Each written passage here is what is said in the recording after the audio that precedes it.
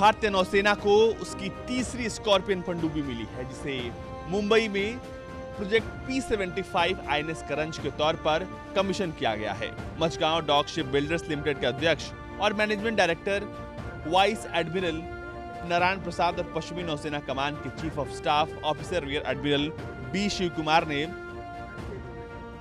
स्वीकृति दस्तावेज पर हस्ताक्षर किए और INS करंज को नौसेना में शामिल किया। करंज को सौंपने के साथ भारत ने पनडुब्बी का निर्माण करने वाले राष्ट्र के रूप में अपनी स्थिति को और मजबूत कर लिया है। मुंबई में स्थित मझगांव डॉकयार्ड लिमिटेड, जो भारतीय नौसेना की जरूरतों और इच्छाओं को पूरी क्षमता के साथ पूरा करने के लिए भारत के मुख्य शिपयार्ड में से एक है, उसने खंडेरी, कलवरी और अब करंज नाम की तीसरी स्कॉर्पियन पनडुब्बी सौंपी है।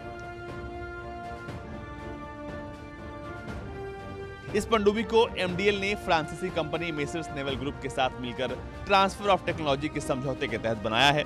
इस सौदे के तहत कुल 6 पनडुब्बियां बनाई जानी हैं।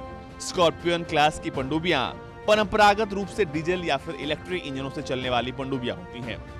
स्कॉर्पियन क्लास की पहली पनडुब्बी 14 दिसंबर 2017 को INS कलवरी को आधिकारिक रूप से भारतीय नौसेना में शामिल किया गया था। दूसरी स्कॉर्पियन पनडुब्बी INS खंडेरी को जनवरी 2017 में लॉन्च किया गया था। बाकी 3 पनडुब्बियां वेला, वागीर और वागशीर अभी भी शामिल होनी बाकी हैं।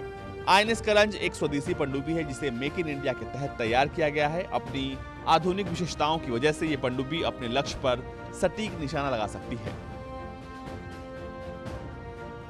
INS करंज में सतह और पानी के अंदर से टॉर्पीडो और tube launched antiship missile fire करने की क्षमता है।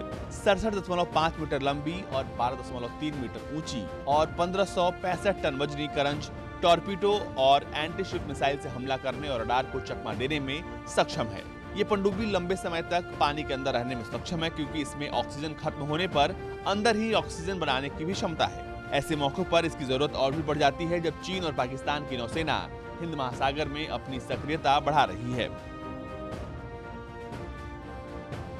भारतीय नौसेना के अधिकारियों का दावा है कि INS करंज सटीक निशाना लगाकर दुश्मनों के हर तरह के हथियारों से निपटने की क्षमता रखती है।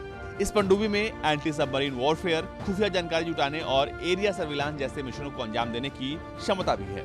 आपको बता दें कि साल 1992 और 94 में MDL द्वारा तैयार 2 SSK पनडुब्बियां 25 साल से ज्यादा सालों से अब भी भारतीय नौसेना में अपनी सेवाएं दे रही हैं। ब्यूरो रिपोर्ट, भारत तक।